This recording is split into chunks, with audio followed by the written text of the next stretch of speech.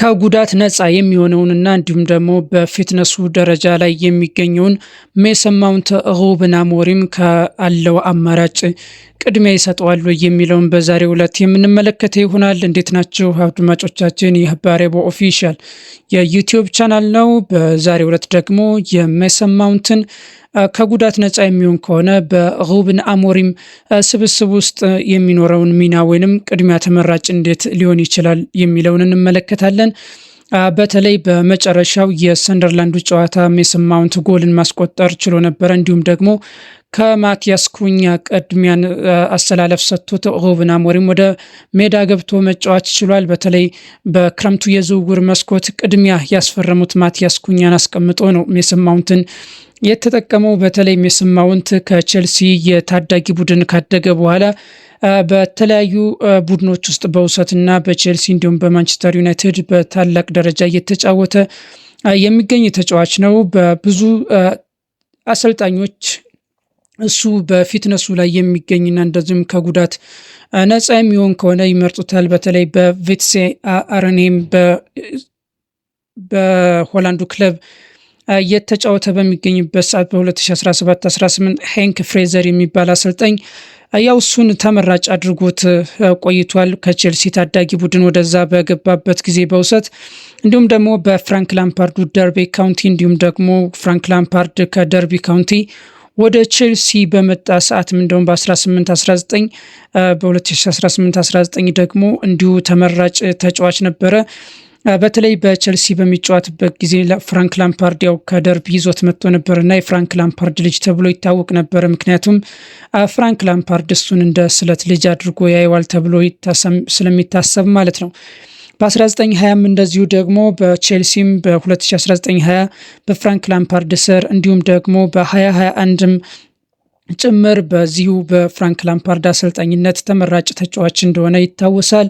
ቶማስ ቱዌል በዛው በአመት በ2021 እና በ21-22 ደግሞ ስብስባቸው ውስጥ ቶማስ ቱሄልም እንዲሁ ተመራጭ ተጫዋቻቸው አድርገውት ነበረ። ከፍራንክ ላምፓርድ በኋላ የሚያሰለጠኑት ቶማስ ቱሄል በ4-2-3-1 ነበረ ፍራንክ ላምፓርድ ሲያሰለጥኑ የነበረው፣ በዛም ቋሚ ነበረ። እንዲሁም ቶማስ ቱሄል በ3-4-3 እየተጫወተ በነበረበትም ጊዜ እንዲሁ ፎርሜሽንን ቢቀየር ሜሰን ማውንት ተመራጭ ተጫዋች እንደሆነ አይተናል። በሻምፒየንስ ሊግም ስብስቡ አሸናፊ በሆነው ስብስቡ ውስጥ እንዲሁም የመጨረሻዋን አሲስት ላይ ከካይ ሃቨርትዝ ያደረገው እሱ ይህ ተጫዋች ነበር። እናም በቶማስ ቱሄል በ22-23 እንዲሁም ደግሞ በተለይ በ22-23 በመጨረሻው የቼልሲ የዝውውር አመቱ ወደ ማንቸስተር ዩናይትድ ከመሄዱ በፊት በግርሃም ፖተር በቡርኖ ሳልተር እንዲሁም ደግሞ ላምፓርድም ተመልሶ በጊዜው አሰልጣኝነት ባሰለጠነበት ጊዜ ይህ ተጫዋች ከጉዳት ነፃ የሚሆን ከሆነ በእነዚህ አሰልጣኞች በሙሉ ተመራጭ ሆን ነበረ።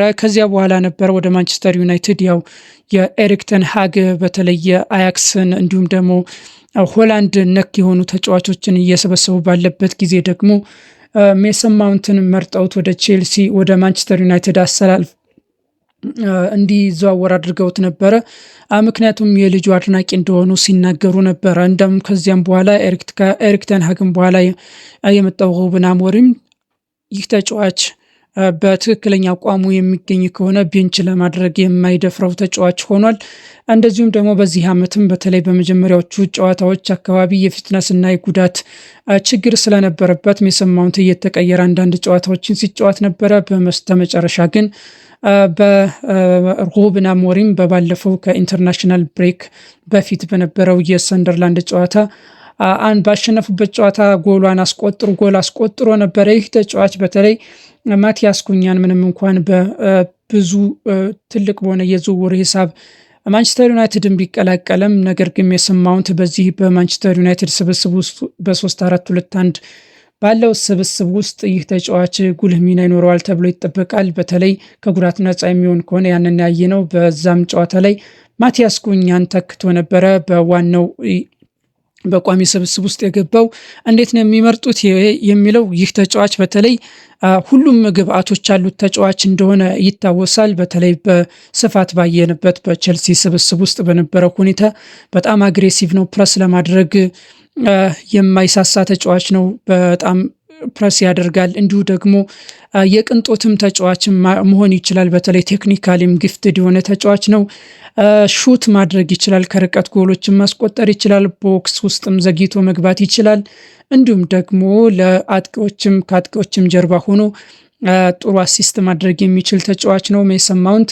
ስለዚህ እነዚህ ሁሉ ግብአቶች ስላሉት ሁሉም አሰልጣኞች ተጫዋቹ ከጉዳት ነፃ የሚሆን ከሆነ በቋሚ አሰላለፍ ውስጥ ሊያገኙት የሚፈልጉት ተጫዋች ነው።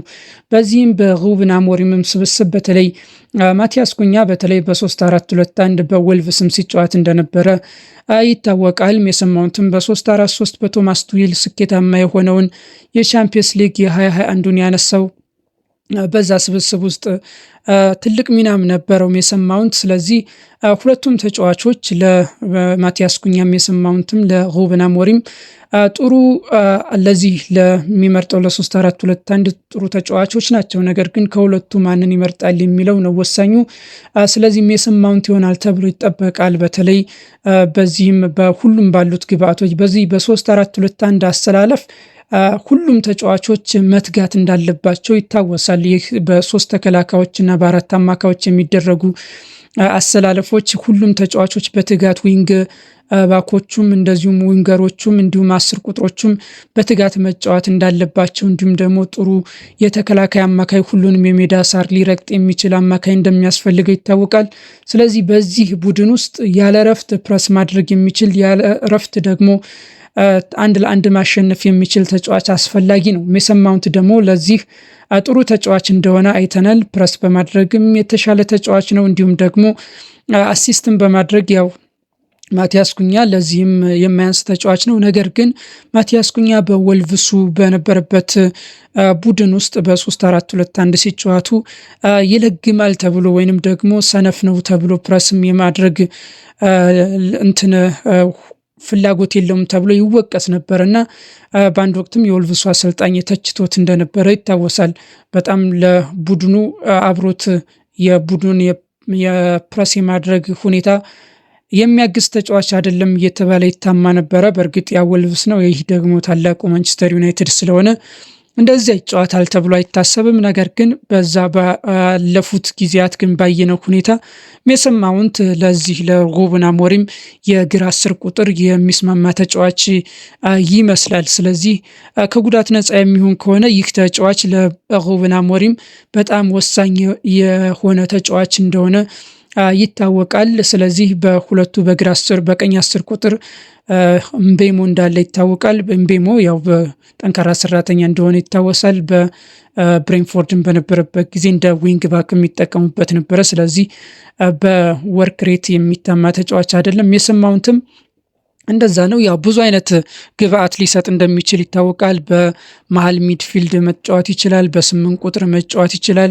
ከአጥቂ ጀርባ ሆኖ በብቸኛ 10 ቁጥር ሆኖ መጫወት ይችላል። በግራ 10 ቁጥር መጫወት ይችላል። እንዲሁም ደግሞ በግራ ክንፍም ላይ እንደዚሁ የክንፍ ተጫዋች ሆኖ ሜሰን ማውንት ያው መጫወት ይችላል። ወደ ቀኝ እያጠበበም ሹት ማድረግ የሚችል ተጫዋች ነው። ስለዚህ ሩበን አሞሪም በ3-4-2-1 ለመጫወት ቢፈልግ እንዲሁም ደግሞ እዛው ሜዳ ላይ ደግሞ ሌላ አሰላለፍን መምረጥ ቢፈልግ ያው ሁሌ 3-4-2-1 ይጠቀማል ማለት በጨዋታ ላይ የሚደረጉ ሽግሽጎችም ስለሚኖሩ ለዛ ለሁሉም ነገር ሊጠቅም የሚችል ተጫዋች ነው ይህ እንግሊዛዊ። ስለዚህ ማንቸስተር ዩናይትድ አሰልጣኙ ይህንን ተጫዋች ከማቲያስ ኩኛ ይልቅ ሊመርጠው እንደሚችል ያው ምልክት ያየን ይመስለኛል። በባለፈው ሳምንት በኢንተርናሽናል ብሬኩ በፊት በነበረው የሰንደርላንዱ ጨዋታ ማለት ነው።